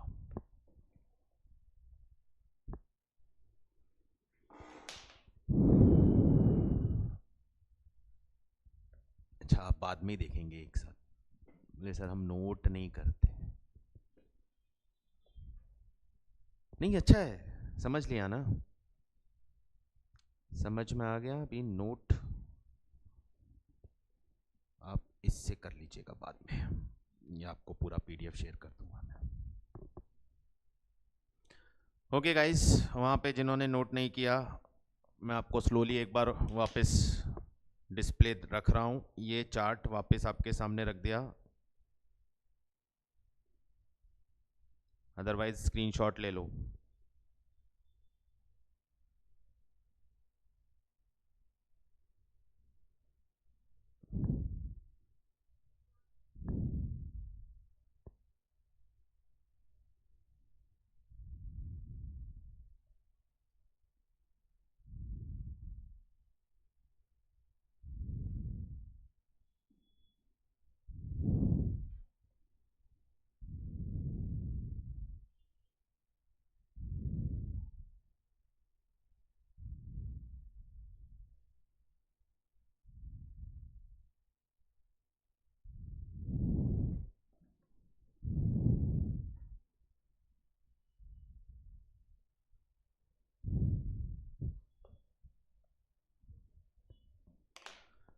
आइए क्वेश्चंस पे चलते हैं।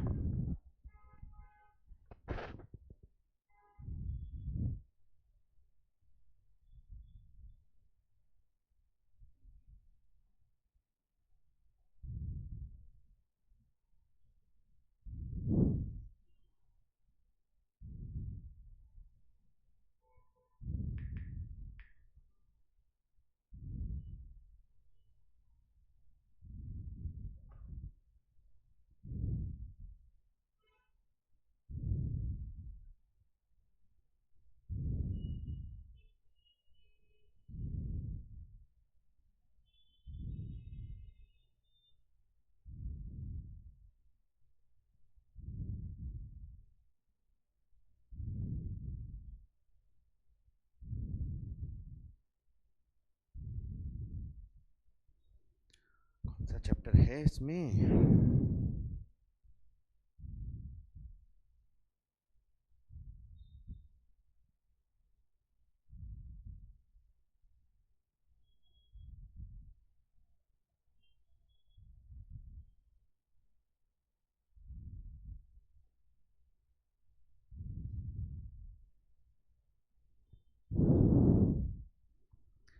पहले स्टडी मटेरियल ले लेते हैं।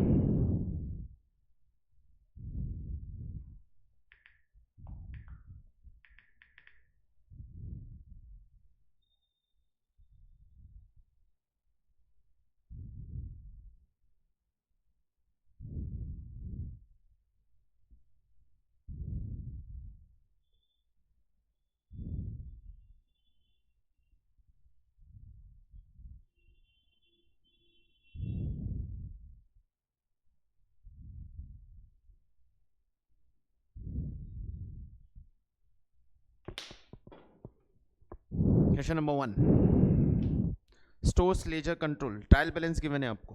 देखिए balance SLC WIP finish goods तीनों का डेबिट बैलेंस गिवन है, और मैन्युफैक्चरिंग ओवरहेड कंट्रोल ओवरहेड का बैलेंस आ रहा है, तो हम भी ओवरहेड के बैलेंस निकालेंगे। ये ओवरहेड का क्रेडिट बैलेंस गिवन है, कॉस्ट लेजर कंट्रोल सीएलसी का credit balance given. Then next 3 month के ट्रांजैक्शंस दिए हुए, pass journal entries, write up the accounts, schedule the balance stating what each balance represents. Trial balance बनाना है, journal entry ledger trial balance. ठीक है, हम laser बनाते हैं, जर्नल एंट्री हम बोलेंगे, बोल के लेजर में पोस्टिंग करेंगे, तो जर्नल एंट्री का काम भी हो गया, लेजर का काम भी हो जाएगा।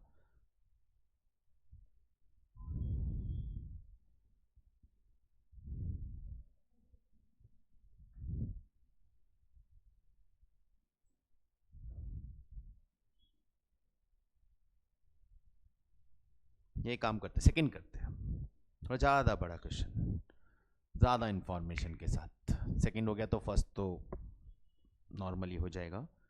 सारे लेजर ओपन करने, मेहनत करूं मैं वापस। ओए पीडीएफ कैसे शेयर करूंगा फिर तेरे को, काहे ऐसा कैसे? अरे नहीं बेटा, मैं कौन सा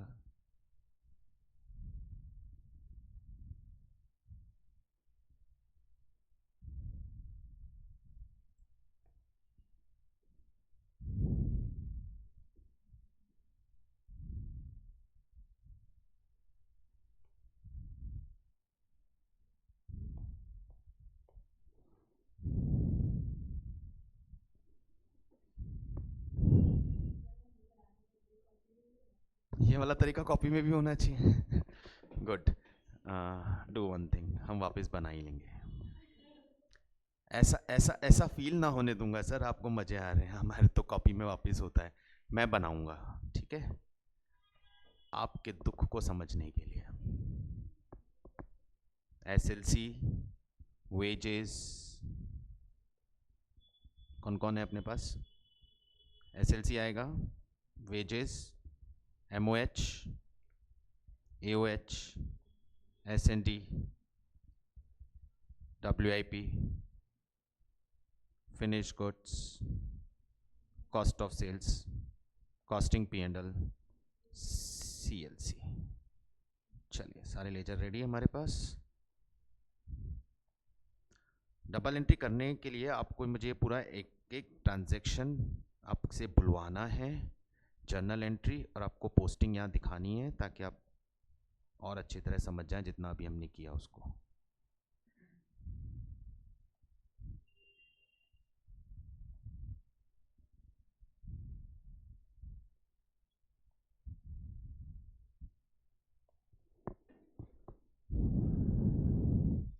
एसएलसी वेजेस कंट्रोल, नाम वही रखना है बेटा जो क्वेश्चन में दिया हो।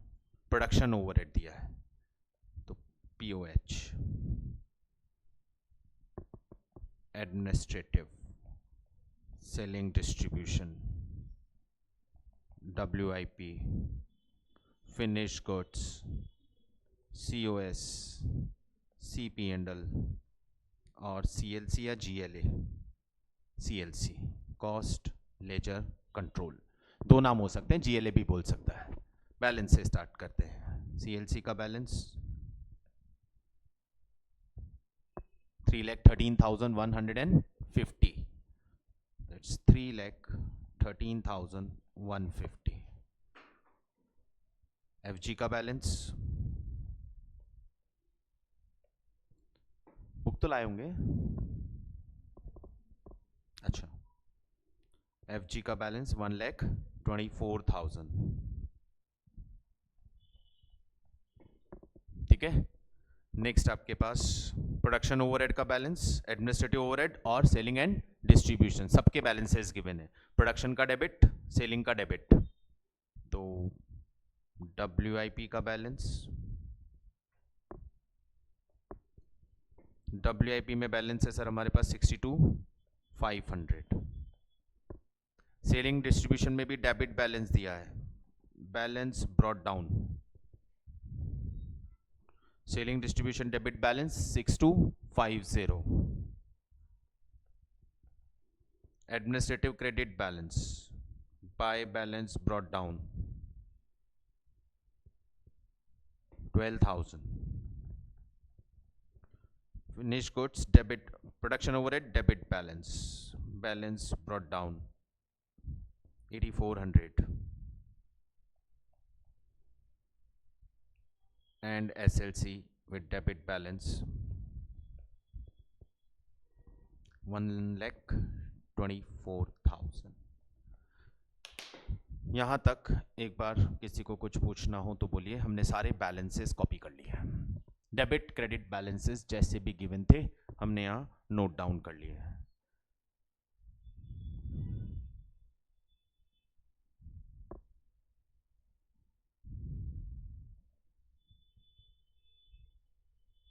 ओके, अब एक एक करके लेजर पे चलेंगे।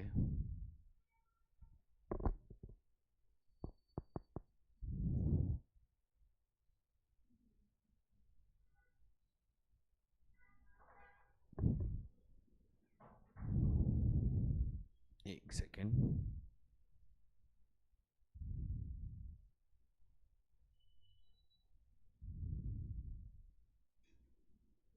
गाइस क्वेश्चन ओपन करके रखिए ताकि बार बार मुझे उधर जाके अमाउंट ढूंढने में तकलीफ ना हो। मॉड्यूल 1 और 2,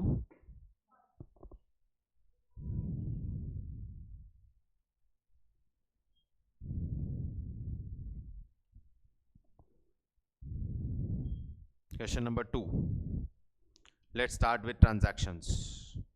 अब एक एक करके ट्रांजैक्शन से स्टार्ट करेंगे, ठीक है।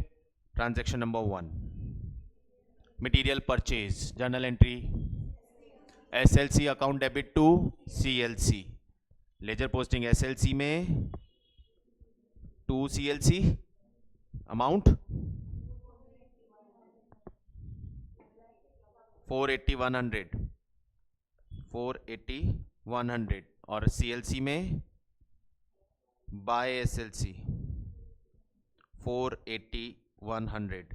Clear double entry, material purchase. Entry number 2, material issue to job, job मतलब प्रोडक्शन, अलग स्पेसिफिक जॉब बोलता है तो हम स्पेसिफिक जॉब का अकाउंट ओपन करते हैं, नॉर्मल जॉब बोलता है तो हम उसे WIP मानते हैं। तो material issue to job WIP to SLC, WIP to SLC, WIP में आएगा टू SLC कितना 4,77,400 और SLC में आएगा बाय WIP। क्लियर है? Okay. Material to work maintenance, manufacturing overhead को मटेरियल गया। Material to administration, administrative overhead में मटेरियल गया। Manufacturing to sales department, selling overhead में मटेरियल गया।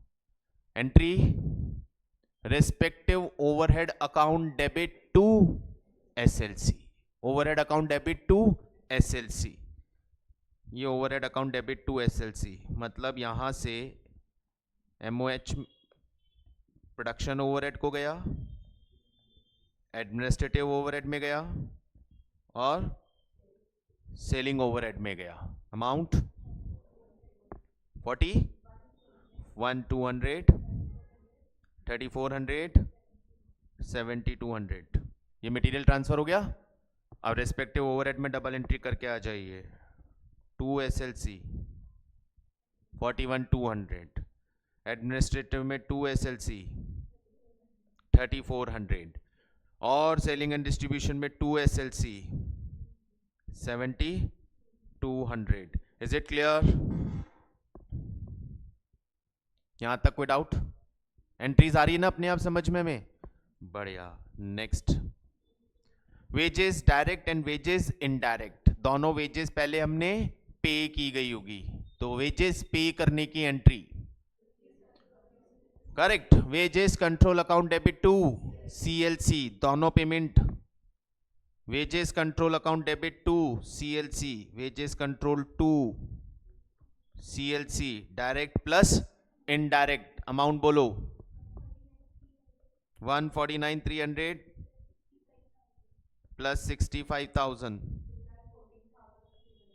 2,14,300 का वेजेस पेमेंट। डायरेक्ट और इनडायरेक्ट सेम एंट्री एक साथ भी कर सकते हो, और इनडायरेक्ट को उसी वक्त, गलती ना करके उसी वक्त मैन्युफैक्चरिंग में ओवरहेड में ट्रांसफर मार दो, ताकि बाद में गड़बड़ ना हो। Bye production overhead in direct wages 65,000, और ये 65,000 का एंट्री वेजेस कंट्रोल हो गया ना। डबल एंट्री साथ में, डबल एंट्री करने दोनों लेजर में। CLC में एंट्री नहीं किया हमने, बाय वेजेस कंट्रोल। कितना वेजेस टोटल? 2,14,000। डबल एंट्री एक भी मिस कर दोगे ना तो फिर वही पुराना बचपन वाला समस्या शुरू हो जाएगा, बैलेंस शीट नहीं मिलती। डबल एंट्री साथ में करते चलिए, सब कुछ ठीक होगा। समझ में आया? वेजेस का ट्रांजैक्शन का एंट्री, पेमेंट एंड मैन्युफैक्चरिंग में इनडायरेक्ट का transfer. Transportation for indirect material, indirect material का ट्रांसपोर्टेशन हुआ है, खर्चा है, एक्सपेंस है। एक्सपेंस तीन ही जगह जाते हैं, manufacturing overhead, administrative overhead, selling overhead. बताओ तीनों में से कौन सा ओवरहेड है? ये मैन्युफैक्चरिंग ओवरहेड है। Transportation of material, direct material का नहीं है, इनडायरेक्ट मटेरियल का है मैन्युफैक्चरिंग ओवरहेड। और साथ में प्रोडक्शन ओवरहेड इनकर्ड भी दे रखे हैं, ठीक है। Entry production overhead account debit to CLC by production overhead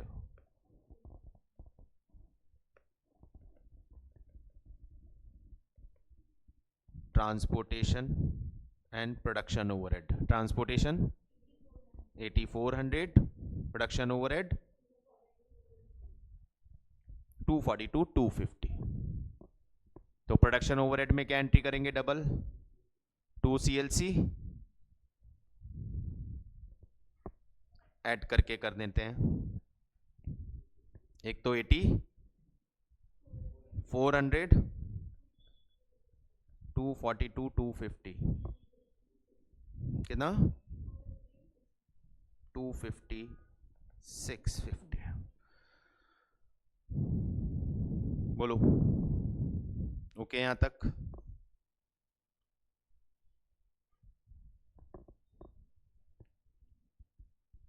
manufacturing overhead paid हो गए। Production overhead incurred, production overhead absorbed. अरे कहां ओवर एब्जॉर्प्शन भाई? एब्जॉर्ब कर रहा है, recover, absorbed, charged. Production overhead charge. Production overhead कहां चार्ज होते हैं? WIP में। एंट्री क्या बनती है? WIP account debit to production overhead, WIP account debit to. ये एब्जॉर्ब्ड ओवरहेड है, एब्जॉर्ब मतलब चार्ज की है। WIP account debit to production overhead, WIP account debit to production overhead, WIP में टू प्रोडक्शन ओवरहेड अमाउंट बोलो 359 100 और production overhead में by WIP 359 100 production overhead charge या एब्जॉर्ब्ड या रिकवर्ड, तीनों में से कोई भी टर्म हो सकता है, मतलब एक ही होता है। क्लियर है यहां तक? नेक्स्ट क्या बोलता है? Administration overhead incurred, entry administration overhead incurred, भाई क्या कर रहा है? इनकर्ड पेड, इनकर्ड का मतलब paid. Administrative overhead account debit to CLC, administrative overhead account debit to CLC 74,000 और CLC में बाय एडमिनिस्ट्रेशन ओवरहेड 74,000। सही है? Next, administrative overhead allocation allocated to production, administrative overhead charge, charge allocated, absorbed, recovered, सबका मतलब production पे charge हो गया। Entry finish goods account to administrative overhead, finish goods account debit to administrative overhead, finish goods debit to administrative overhead कितना? 52,900 और एडमिनिस्ट्रेटिव में क्या आ जाएगा? By finish goods charge 52,900। Next, administrative overhead allocated to sales department, administrative overhead दोनों तरह के होते हैं ना, related to production, related to administration. तो प्रोडक्शन से रिलेटेड फिनिश गुड्स में गए, sales related cost of sales में चले जाएंगे। सेल्स डिपार्टमेंट को चार्ज कर रहे हो, वो काम कहां हो रहा है? कॉस्ट ऑफ सेल्स में। तो administrative overhead charge to cost of sales, journal entry. Very good, cost of sales account debit to administrative overhead, cost of sales account debit to administrative, यहां आ जाएगा कॉस्ट ऑफ सेल्स कितना? 14,800 और cost of sales में to administrative 14,800। समझ में आ रहा है ना सभी को? सिंपल एंट्री चल रही है बिल्कुल, पेड चार्ज, किसको कहां चार्ज करना है। अगला, selling overhead incurred, selling overhead account debit to CLC, बढ़िया। क्या ये है? Selling overhead to CLC, selling overhead debit, अबे CLC कहाँ है भाई? ये रहा सेलिंग ओवरहेड टू CLC कितना? 64,200, डबल एंट्री CLC में बाय सेलिंग ओवरहेड 62, ऊपर से नीचे में भूल गया मैं, 64,200, selling overhead incurred S&D to CLC,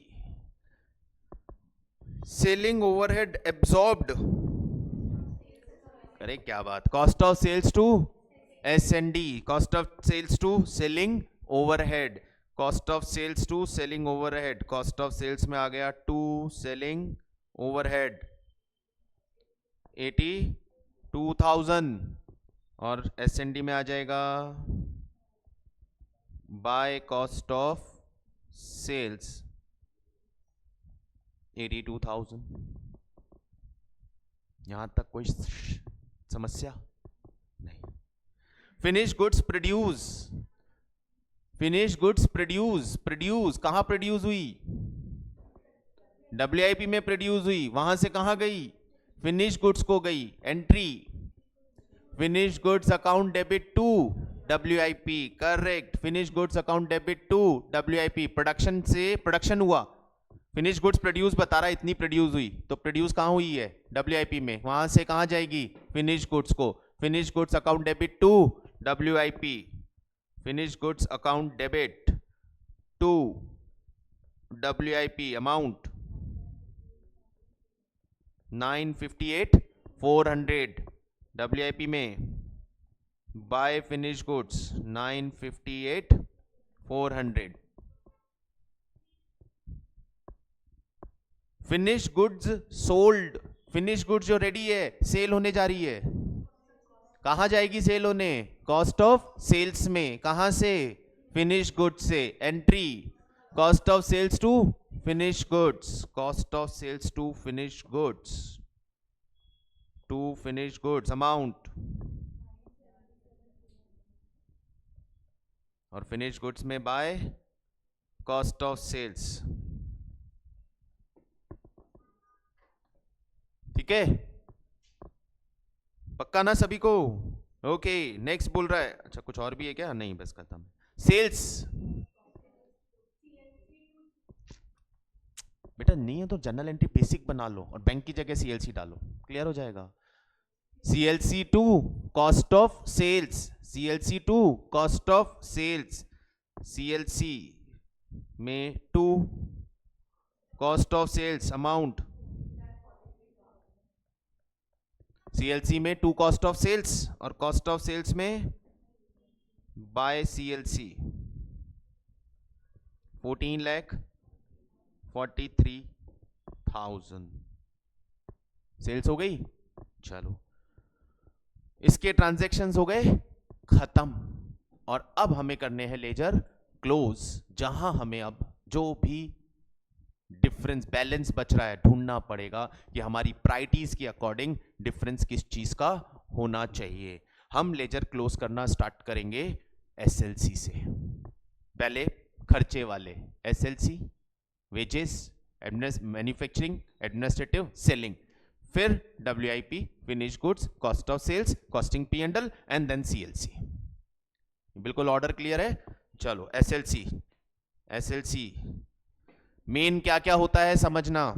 SLC main क्या क्या होता है? सर ओपनिंग बैलेंस है, परचेज ऑफ मटेरियल है, तो डेबिट साइड के तो दोनों अमाउंट है।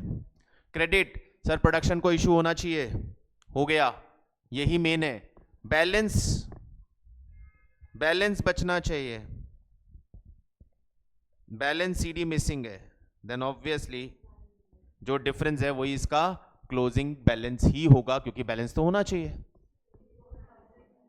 74,900 it is balancing figure। SLC close, कोई शक किसी को SLC पे? ये दो होने चाहिए थे, इधर से ये दो होने चाहिए थे, एक गायब था, बैलेंस आ गया। Wages control, sir wages payment होना चाहिए, है। वेजेस चार्ज टू प्रोडक्शन होना चाहिए, नहीं है। वेजेस चार्ज टू प्रोडक्शन होना जरूरी है, डेबिट साइड में तो पेड और क्रेडिट साइड में चार्ज। हर ओवरहेड के लिए, हर खर्चे के लिए दो इंपॉर्टेंट चीजें, डेबिट में पेमेंट और क्रेडिट में चार्ज, ये होना जरूरी है। डायरेक्ट वेजेस चार्ज तो की नहीं हमने प्रोडक्शन को। एंट्री क्या होती है वेजेस प्रोडक्शन को चार्ज करने की? WIP account debit to wages control, WIP to wages control by WIP, जो भी बैलेंस है चार्ज कर दो। 149,300, तो नीचे WIP में double entry to wages control 149,300। भाई WIP के अंदर, प्रोडक्शन के अंदर मटेरियल आना चाहिए, डायरेक्ट वेजेस आनी चाहिए, प्रोडक्शन ओवरहेड आने चाहिए। वेजेस नहीं आई थी ना यहाँ पे अभी तक, ये वहां से आई है अब, क्योंकि वहां चार्ज नहीं मिला हमें। समझ में आया? वेजेस का बैलेंस समझ में आ गया, हमने ये निकाला चार्ज वाला अमाउंट। प्रोडक्शन ओवरहेड देखो, पहले मेन पेमेंट होना चाहिए, पेमेंट होना चाहिए, है पेमेंट, चार्ज होना चाहिए, है चार्ज। दो मेन काम, दोनों इंपॉर्टेंट अमाउंट हैं, पेड भी है और चार्ज भी है। तो अब बैलेंस होता है अंडर और ओवर एब्जॉर्प्शन, ओवरहेड में बैलेंस होता है अंडर और ओवर एब्जॉर्प्शन। हमने बोला दो तरीके, या तो पी एंड एल में ट्रांसफर और या बैलेंस कैरी फॉरवर्ड। हमारा क्वेश्चन हमें क्या बोल रहा है, बैलेंस निकाल के ला रहा है ऊपर से, तो हम भी बैलेंस निकाल के ले जाएंगे। किधर आ रहा है भाई, क्रेडिट डेबिट बैलेंस है, बैलेंस सीडी 6150, इसका बैलेंस निकाल लेंगे क्योंकि यहाँ पे बैलेंस ही दिया है ओपनिंग में भी। नहीं तो यहाँ पे बाय बैलेंस की जगह by costing P and L डाल देते हैं, बाय बैलेंस की जगह by costing P and L डालते हैं। डन, ओके आगे चलते हैं। एडमिनिस्ट्रेटिव ओवरहेड, पेड और चार्ज। सर पेड है, चार्ज भी है, मतलब इसमें भी बैलेंस निकाल देना है।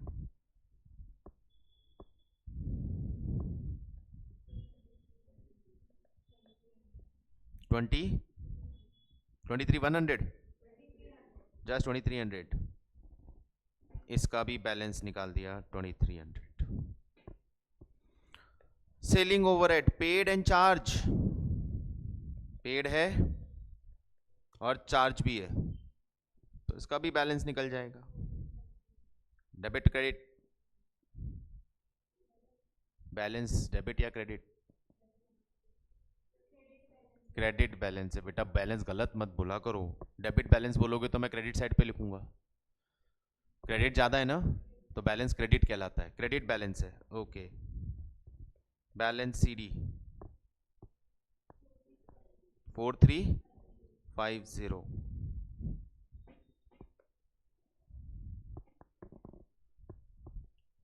चलिए WIP, पहले मेन बात समझना इधर, क्या WIP में मटेरियल आ गया, लेबर आ गई, ओवरहेड आ गए, मैन्युफैक्चरिंग ओवरहेड, तीनों आ गए। क्या ये फिनिश गुड्स को ट्रांसफर हो गया COP? Yes sir. तो अब इसमें बचना चाहिए, बैलेंस गायब है, कितना 85,550।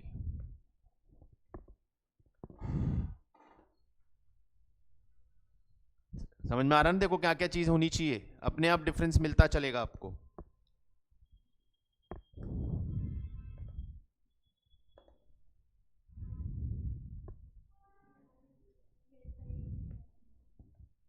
गलत मत बताओ, लेजर मैच नहीं होगी। 89,900, ओके।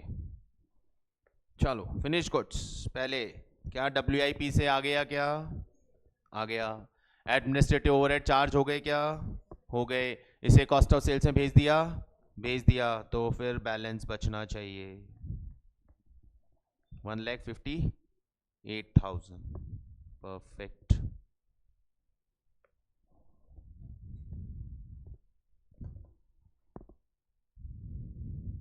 ठीक है, चलो नेक्स्ट COS, फिनिश गुड से आ गया, क्या सेलिंग ओवरहेड चार्ज हो गए, माल बेच दिया, यस सर, तो प्रॉफिट आना चाहिए।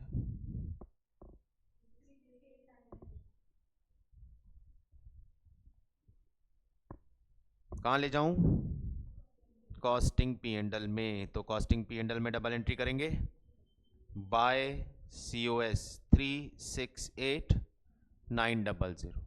अभी देखा जाए ना तो इस कॉस्टिंग पी एंड एल का कोई यूज नहीं बचा ना, तो आप COS को ही कॉस्टिंग पी एंड एल बना दो, मतलब COS and costing P and L one of the same thing, वहीं पे कर देंगे माल बेचने का काम और सीधा उसको CLC में। लेकिन कई क्वेश्चंस में जरूरत पड़ती है, कई में नहीं पड़ती है, तो हमारी हैबिट क्या रखेंगे, हम अलग अलग बनाएंगे। हर बार अलग नई एंट्री सोचना, कंफ्यूजन नहीं चाहिए। COS प्रॉफिट आया, CP&L में डाला, कॉस्टिंग P&L को बंद करो, इसका डिफरेंस किधर, CLC को ट्रांसफर, CLC को ट्रांसफर कर दो इसका बैलेंस, तो CLC में आ जाएगा बाय कॉस्टिंग P&L 368,900, और अब फाइनली CLC का बैलेंस निकाल दो।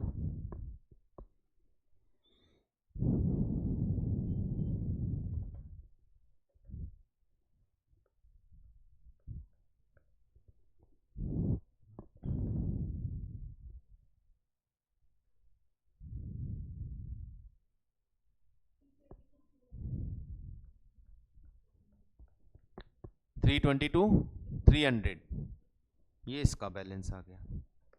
और अब बना देते हैं trial.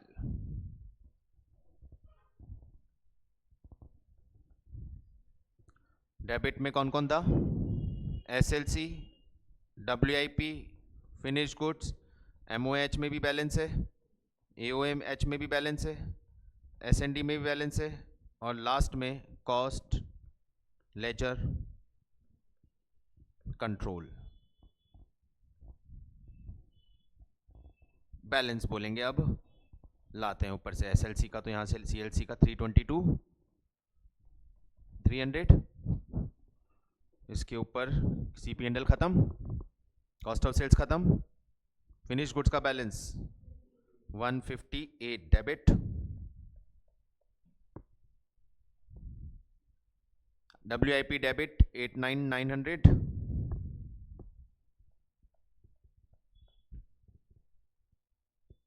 S&D credit balance 4350, AOH credit balance 2300, production overhead debit balance 6150, और SLC डेबिट बैलेंस 74900। टोटल आ रही है 328,950। मैच हो रहा है, परफेक्ट मैच हो रहा है। ये है कंप्लीट